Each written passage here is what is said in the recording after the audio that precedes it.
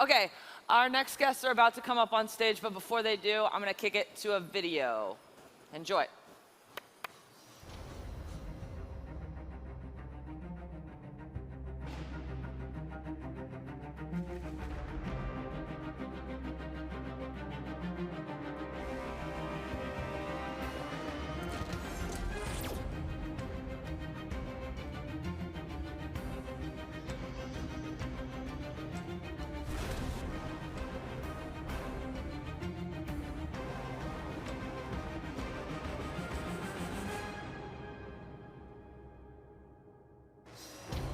Created ILMxLAB as a place where we combine the story department inside Lucasfilm, ILM Skywalker Sound, and the technology available to us to create experiential entertainment. Technological innovation and storytelling go hand in hand, and that's something that as a company we're uniquely suited to do.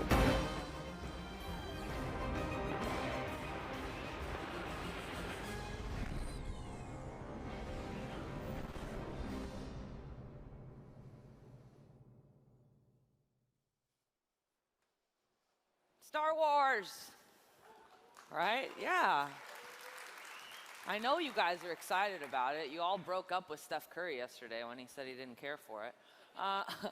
Let's just get our next guests on stage. From ILMxLAB, please welcome Michael Koperwas and Diana Williams, and our moderator, Darrell Etherington. Wait, are we going out now? Oh, go out? Oh, thank you. Sorry.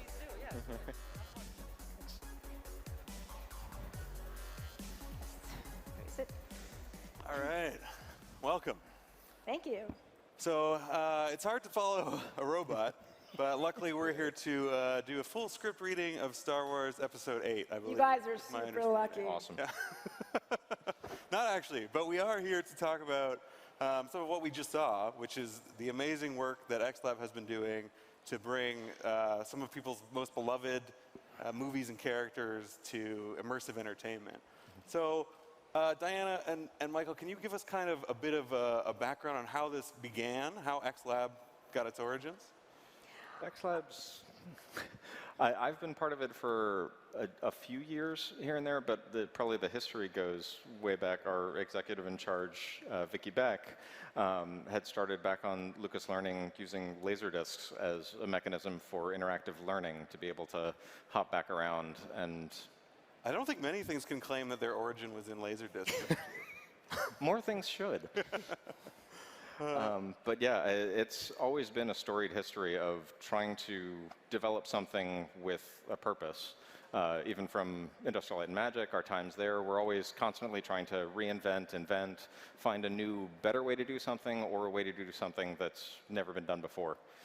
Kind of turning the impossible into really difficult.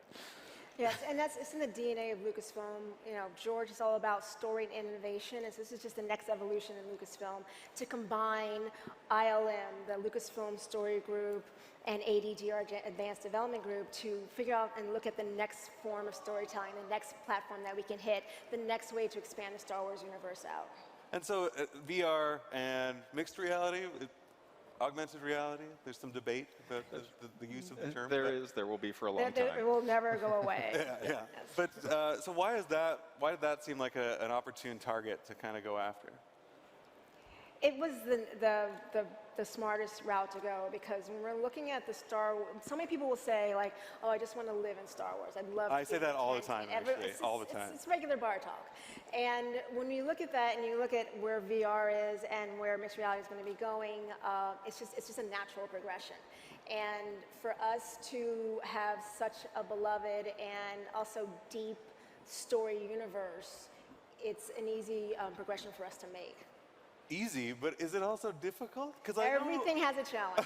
Everything has a challenge. It's easy in that you're like, of course, this is the next step, and then you see all the steps between that, and that's when you're like, okay, challenge accepted. This is the right thing for us to do, because we can blow people's minds out, and we can also really start to prove out a lot of tech. So let's talk a bit about those challenges. I think that there's probably two ways to look at that. Like, narrative challenges are one. and continuity challenges too, right? Because you're dealing with a beloved expanded universe, right? Specifically with Star Wars. And then there's technical challenges. So just first, how difficult is it to be working with kind of this new narrative form and trying to tell stories within that environment? It's not difficult. What we're looking at is always what's the right story for the right platform. And so you are stretching and pulling and punching at the limits to say, is this the right character? Is this the right story for this platform? No matter what platform we're looking at, film, TV, anything. So that's just doing business. I mean, that's just how we operate. That's always been how we approach our daily lives. And so. But is it more difficult because this is not something where you can look and point back to something and say, this is a proven example of where that worked? We don't actually look at that as a difficulty. We look at that as just a really positive way to move forward, to be honest. Because if you do look at it as a difficulty, I don't think you're ever going to keep progressing on the format. Well, that's why I don't progress, because I look at everything as difficulties. I mean, it's a beautiful challenge to figure out, what is storytelling in this medium, and what is, I mean, all stories about, you want to tantalize the mind, the eyes, and the heart.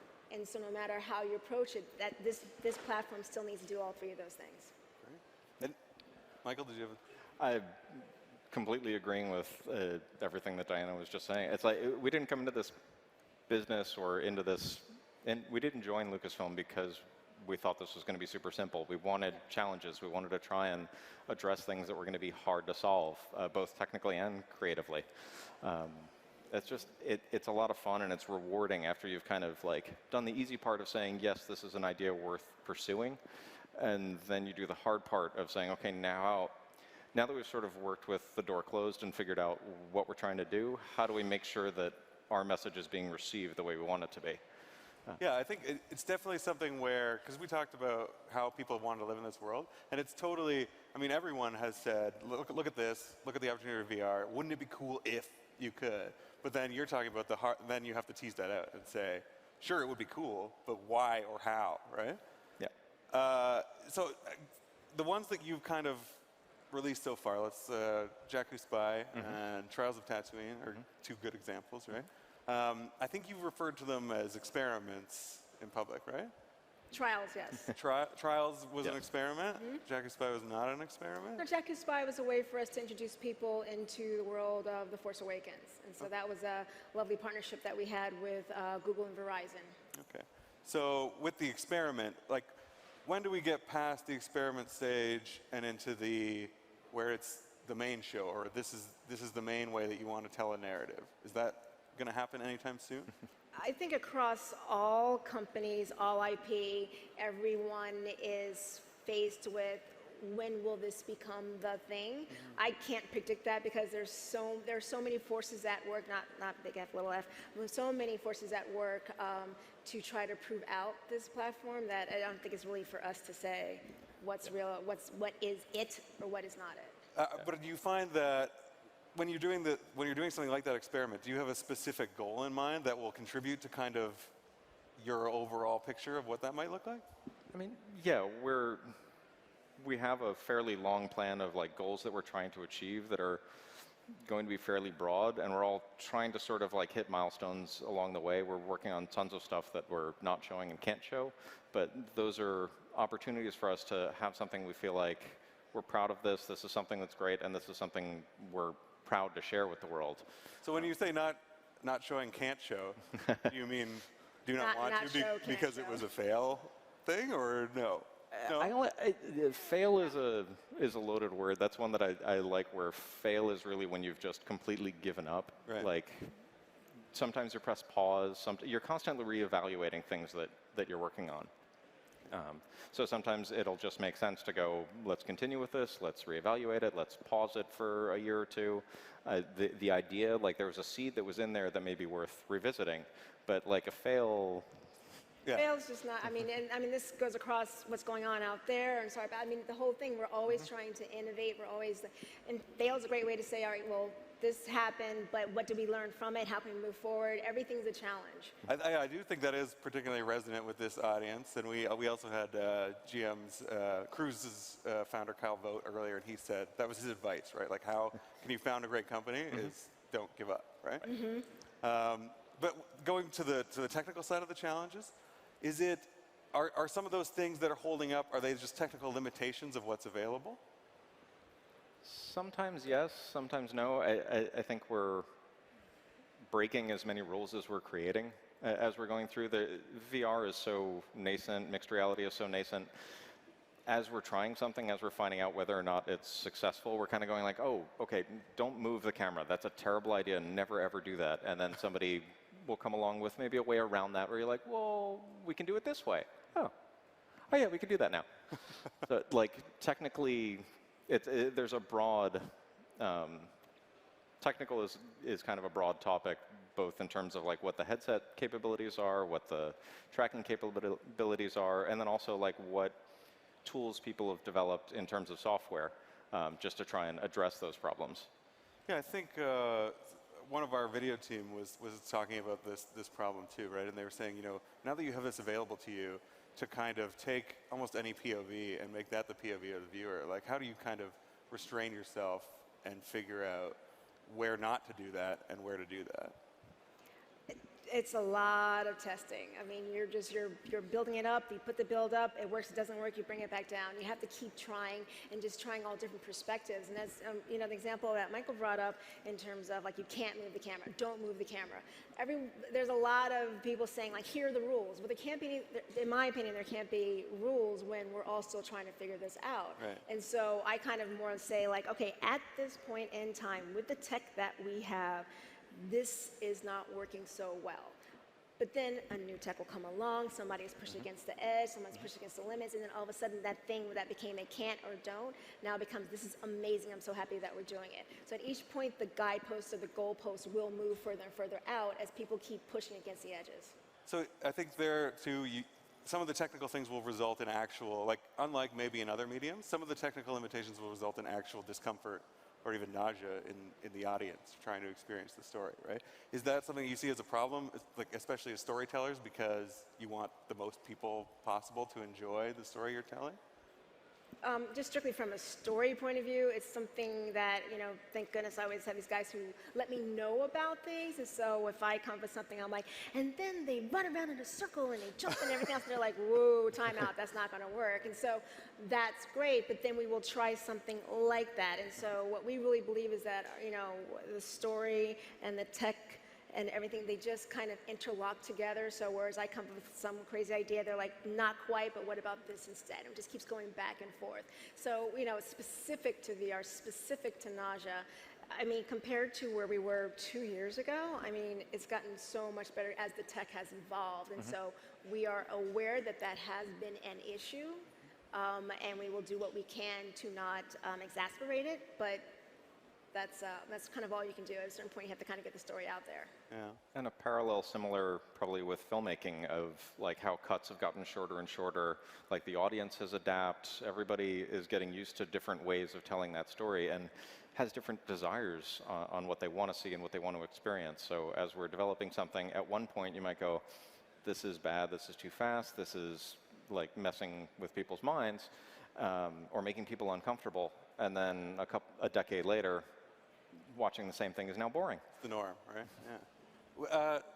Just to make a distinction between the virtual reality and the mixed reality, how do you at ILMxLAB view each of those as distinct categories, or are they distinct?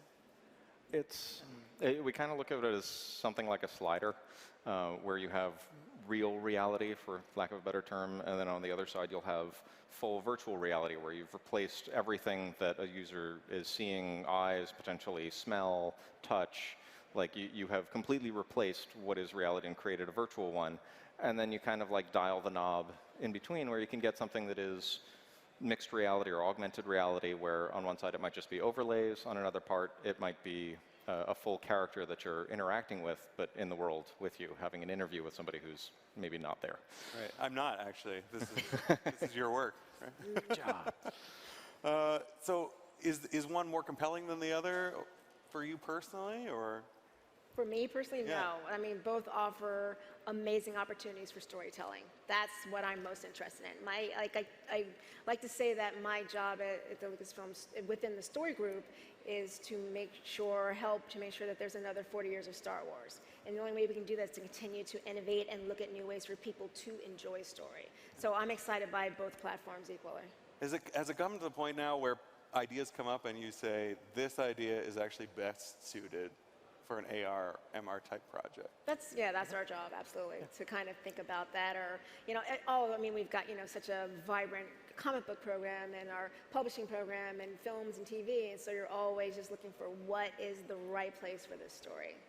So, and also, I think some of the projects that you guys have worked on in the past are very interesting. There are some details about projects upcoming. So the Darth Vader project, is that going to be maybe our first full narrative type of experience from XLAB? What did the press say? I don't remember. I always say go to StarWars.com for all information regarding Vader VR. Yes, StarWars.com will have the most up-to-date information. Okay, nothing for us there. All right. And also, when you're planning these projects, is there a chance for it to live across? Because you're putting a lot of resources and money and work into this, and the product, especially if you're just targeting maybe one or the other, like Google Cardboard or HTC Vive, the slice is going to be very small, right? Do you give any thought to producing these across and how the same basic experience might live across these devices? Absolutely. I mean, we think about that, and right now, we're still in the process of talking about how does that work? What does it look like? What's the user base? Again, VR is so young. I mean, we only have headsets that are out, Google Cardboard, HTC Vive, Oculus, Samsung Gear VR. That's right now what's out publicly. So you still have to wait for the market to evolve, and you can start to figure out then how are they going to consume story. And what about actual physical controls? Can you tell the same story where you have an input option and then when you don't? Is that? No, and that's again also Sometimes. part of the considerations. Yeah, just sometimes. Yeah. We always are evaluating as we're looking at something, as we're developing something where it can be deployed. And yeah, there are the technical constraints that sometimes you can overcome creatively. I mean, a lot of innovation tends to come that way, as we all know. But it's not really that directly simple where we're just going to go, okay, we're good just with this one, that's all. We're always kind of thinking, we're probably going to want to put this here, we're probably going to want to put this here. Let's think ahead of time if there are going to be challenges that we can plan for early enough and develop appropriately. So would you then say that this is actually closer to kind of a game type strategy, or is it closer to filmmaking when you're coming up with this creative? Is it all smack between the two? Yeah. That was another question actually that someone on our video team had was, is there a possibility that the things that you guys are building, like kind of the BB-8 Spheros and stuff like that, start becoming incorporated in the story, so you have physical and virtual objects mixed? What we're most interested in is, from the XLAB point of view, is that premium immersive storytelling. So there are going to be pieces of different characters that'll show up all over the place. We're always evaluating what can happen. There's a lot of things we're excited for. Yeah. Any specific? Again, a lot of things we're excited about. For all your It's a great news, website. all your Star Terrific. Wars, ILMxLAB news, StarWars.com. Okay, so no specifics about your particular projects, but blue sky, what is an optimal scenario for kind of VR, MR storytelling in general 10 years out? The doors are wide open. I'm personally most interested in the mixed reality side of things because I like having bits of reality and the challenges that come from telling that story while you're interacting with someone that you know or while you're in your home. But it's also, again, the challenges. You guys see them as challenges. I keep seeing them as problems, which is the problem. But Tiny bit. it's just but when you have a little tweak. When you have a scenario that's totally different, one person versus the next, right? That's a mixed reality thing. So if I'm experiencing, let's say, a Jakku Spy 2, I don't know, and someone else is experiencing that same thing, but in a completely different environment, it's a mixed reality environment, it's a completely different story, isn't it? Not necessarily. Not necessarily. Yeah, the layers and the essence of the story are always going to be there. The experience might be different, and how you are compelled and engaged by it might be different, but the story essence is always going to be there. And what about audience dynamics? Because one of the huge challenges of telling stories in VR is focal point, right? Like keeping people's attention in the right place when you're fully Directing the eye. Directing, yeah. So how do you tackle that kind of challenge? I'll speak first from my perspective from stories. So I know that there has been some, especially coming from traditional media, that they feel like, oh, I can't direct the experience. I can't control the user, which I kind of disagree with. I feel like if we're watching film, it's 90 degrees, and yes, I have in this frame told you where to look or what to listen to, everything. I think the same applies, but what I'm also able to do is design everything else all around, and so I am tantalizing you with the entire world. I am saying to you, be engaged with everything around you, but I will also figure out a way to have you follow this narrative through, and that's my job, is to figure out how to make all this feel alive, but still bring the story forward. Just much like with real life, you're walking through a crowded place and you're still following that person. Or what I will do is like, how do I get to the bar? But that's what you do. I mean, so we're trying to mimic that in a way from a pure story point of view. From our side and our experiences, I mean, it is a significant challenge. It's like trying to give somebody directions to a location where you think you're being very explicit, but they may be hearing something completely different and calling you again because they're lost. But it's just these weird little ways that we're trying to create these rules of and break them, but not being as obvious as like, okay, here's the flashing light, go over here. Like, that is one way to do it. Spotlights, directional movement, audio cues. There are lots of tools in the toolbox, and we're still figuring out the best ways to use them. And you're changing the way you use them, because you use sound in one way in a 90-degree film, and then you have to find another way to use sound. Sound is so important. Like, that's the one thing that I would call a rule, is how important sound is when you're creating in VR, because that is a great way to drag someone's attention around. But we're also, what everyone, again, across all different storytellers and storytelling methods, we're all trying to push against and figure out, what is that thing? And we were talking the other day with some filmmakers about, like, what if I were to put a red balloon and you can follow that around? I'm like, but what if I hate red balloons? I'm not going to follow that red balloon, so therefore I'm not going to follow the story. Yeah. So again, we're always trying to just figure out what are those things, and it is about like, put it up, try it, doesn't work, put it down, start again. It's interesting too, though. You said you're also very concerned with like painting the whole world, right? So that even if the attention is not specifically focused where you want it to be, it will be there and enjoyable and engaging. Is that kind of the idea? Very important. And that's a sort of technical approach that can also be building that interactivity in, where it's you wait until the person looks there, you wait until the person has walked over there. You find ways to make it so that it allows for exploration, but the story can still continue. And have you ever thought about kind of collaborative audience experiences? Because that's one of the things that might be, hugely advantageous in a virtual environment, is that we already have kind of multi-user or disadvantageous. Or disadvantageous, yeah. How does that impact the storytelling experience when you have two people kind of experiencing it in tandem, but different perspectives? It adds just a whole different part of complexity, but I think what I like about this type of storytelling is it feels more like choreography than it does narrative filmmaking. Like, narrative filmmaking is, this is the screen, as Diana was saying, this is where I want you to look, this is how I want you to feel. It can be progressed in a very specific way, and it can be directed. Whereas in VR and MR, you're just kind of choreographing as best you can, where you want to allow for an interesting experience where there can be something interesting if you try to break it in this way, or the characters that you have will interact with you in a fun way. They try and keep you along, but allow for openness.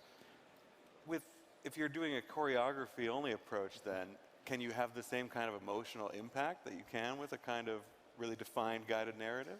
It's a challenge.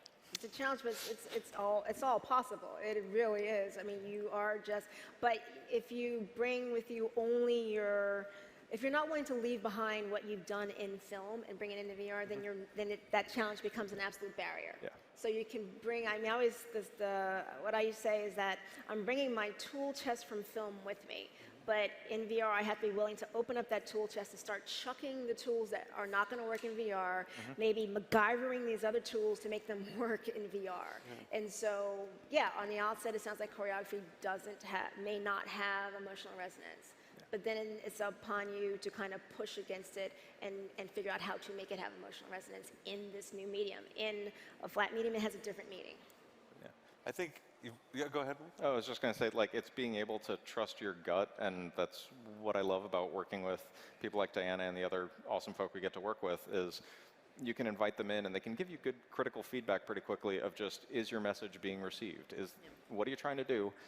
That's not what I'm getting. That's not how we're getting there. Let's try and rethink it and give some ideas and just be really open of throw it out, start again, try some new stuff. Great. So you didn't mean tools this way, but we have a lot of tool makers here. Are there any specific requests? Is there any kind of, what can startups do to contribute to make it easier, better, more fun to kind of build these experiences? Oh boy. Yeah, I mean, I have nothing specific. I just hope people are pushing themselves beyond what they think is their perceived limit as to what they're making, and looking out there and seeing like, okay, right now there is a need in the marketplace for this, and that's not where you're supposed to stop. You're supposed to actually say, but in 5 years, where else is that? So what I need as a storyteller is people just out there making stuff. Right. And stuff I want are like the dream of interconnectivity. Like the more things can talk to each other, the more opportunities we're going to have to bring those into that story. But it is a space you're watching closely, like kind of the startup space around the interactive technology? Different portions of it, but we do try to stay pretty abreast of. And we're always up for hearing about new stuff. I mean, I've been a fan of TechCrunch. She is everywhere. Yeah, I go everywhere. I've been a huge fan of TechCrunch, for the entire time. Like, yeah, Diana was saying she's watching the whole show. Yeah, I'm always scoping out for new stuff because it also sparks me as well. So like the innovation out there, innovation is just, I think some people kind of stop and like, oh, creativity, is that only in like the arts or this or that? But to me, it's all interconnected.